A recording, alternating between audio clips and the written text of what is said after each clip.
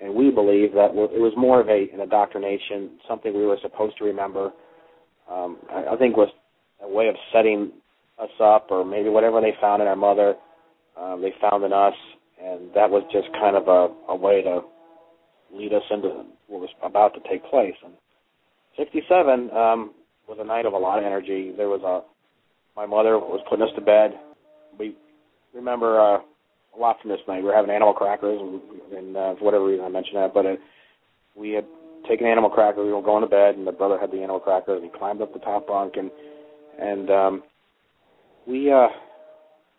about an hour later, maybe about 10 or 11, we had this bright flashes of lightning, or it looked like lightning, and it was just wham, it was everywhere. And my mother came back into the room, checked on us, and made comments about the lightning, but I don't hear any thunder, so it's not going to last long.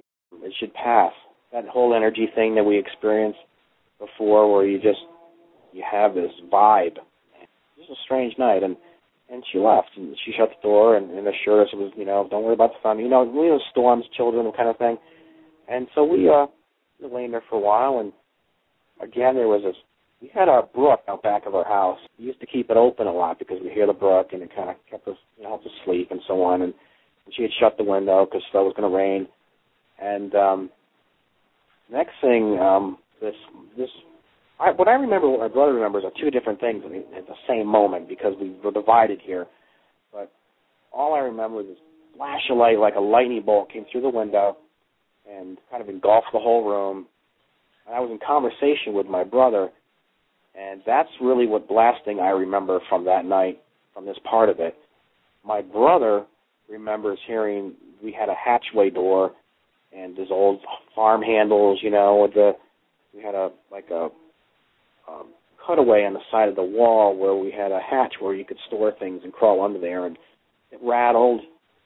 He thought that I was trying to scare him by making these weird noises with these hatch doors and things, but I was already gone. It wasn't even me. I mean, I wouldn't do that to him in the first place. I remember the flash. It just came in like a focused light, bang, and the whole thing was just like I was engulfed in this cloud of light, and that was it. After that, remembers hearing hinges and rattling and flashes, and thought I was still at the bottom bunk and was talking to me, and I wasn't there. So from what his side of it, he kind of, was frightened, and I wasn't answering him, so he climbed down the bunk. I wasn't there.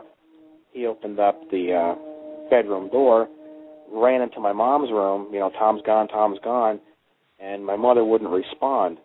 She wouldn't. My grandmother was staying in my mother's room at the time. I had my grandmother's sister lived in Hollis, Queens, and she wasn't doing well. So she had come to stay with us for a while, had taken over my grandmother, Marion's room. So Marion was sharing it with my mother temporarily. He ran in there. He couldn't wake my grandmother up. He couldn't wake my mother up. He then heard something or felt something in the room and was scared and kind of climbed in bed with her, trying to wake her up. He was kicking her and pushing her and trying to, Mom. Then he saw these figures at the top of the stairs again coming into their room. And the way he describes it as this E.T., if you will, which there were two that looked like the typical ones that we had seen before, kind of that glowing figure. And then this other one came in, which was seemed to be, well, it wasn't much bigger. It was only about 5 feet tall. The way he tried to put this in perspective, being that we were young, but it wasn't that big. It had, the arms that kind of bent in the middle, and it had a big goldish head that looked like an egg, and it had like a teardrop body. It was totally different. And it kind of rose at the bottom of his grandmother's bed and just kind of like scanned the room, was the way he remembers it. Like he thought it was looking at him, but then it would not really ever stop and look at him. It would just kind of look around and take it all in. And then they left. And after they had left the room, he was able to get my mother awake. My mother woke, and suddenly they came out of whatever it was they were in. He's like, Tom's gone. She had gone to run into my room, my brothers and I, to check the bunk beds, make sure I was or wasn't there. And as soon as she got out into the hallway, there was this loud bang, and my brother was gone now. He was gone too. And the part that I remember was that he had kind of, when I was on the craft again, and in the same craft, near the same part of the hallway, at the time, when I was there, I can make sense of this, I was worried why my brother wasn't there, because I had thought that they had taken him somewhere else, when in fact they hadn't even gotten him yet. And, the craft wasn't that big. I remember seeing like a human spacesuit in an area there on the left, and I don't know if there was anything in it or anybody in it or what it was for, and it was just different. I don't remember seeing that in the earlier visit, if you will. I remember there was this period of time where, and I say trying to communicate with me. I've heard people say, "Oh, the ESP, telepathic." It's not easy. There's like a touch and a feeling and a vibe and images that are projected. You do pick up images, but I don't know what he was trying to relay to me, and I was very upset over my brother not being there, so I wasn't cooperating like I was the first time. I really thought, where's Matt? And he picked up on that, that I wasn't, and I think I frustrated. I think if there's a way to do it, I think I was frustrating this ET, and so whatever was supposed to have happened, I think that put a damper on it.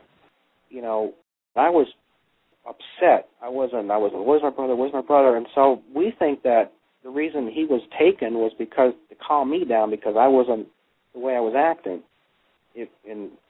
So with that said, we've kind of put this together that maybe they're sensitive to that when you're children. Maybe they're sensitive that you are nervous or panic when over each other, or maybe that wasn't the case at all. But that's the way that's what we get from it.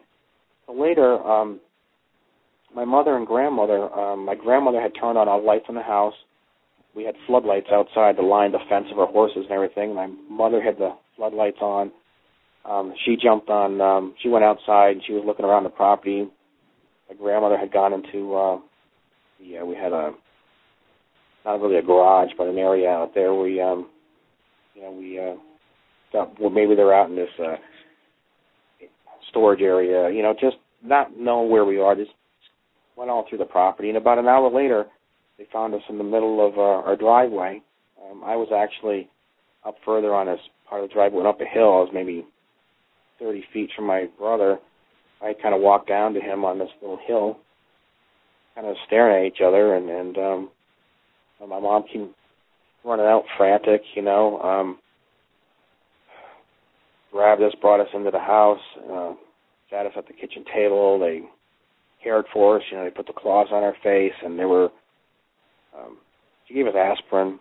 That's in the notes. She gave us aspirin, and my brother had been playing with these two Coca-Cola tops from, silver tin Coca-Cola tops, and there's a record that they were reacting funny to the way he was touching them and stuff like that. And then she wiped us down with face cloths and gave us orange juice, and that's when my mother had said to my grandmother, they're gone now. So I think really she did know what was taking place, and she put us in the living room and had a fire going, and she stayed with at least the four of us stayed in the living room that night. So that's basically everybody's take on what happened in '67.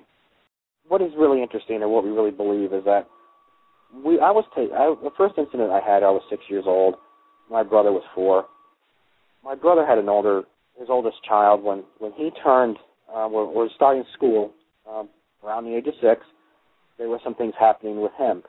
My son, when he was going to school, first or second grade, he started having these heightened abilities and senses, and maybe something happened with him, maybe it didn't, we're not really sure, but there's something there. And then, of course, when my brother had his youngest child, he was hitting 5 in 2009, and that's when this happened with my brother. So we are working on seeing if this really is a pattern. If there's even though it's generational, is there a pattern to it being generational? Well, what is the pattern to this generational link? And that's what we're working on right now, is the exact dates of that, what took place, and looking into that further. And that is what we hope to be able to say one day, that, yes, we absolutely see a pattern here. And then once you have the pattern and you know exactly what that is, then we can kind of, we'll have everyone's blood types there, and in time see who has more activity, who has less, and see if there is actually really something to this Rh negative factor, or is it more O negative, or is it more AB negative, and try to track that. And that's what we're working on.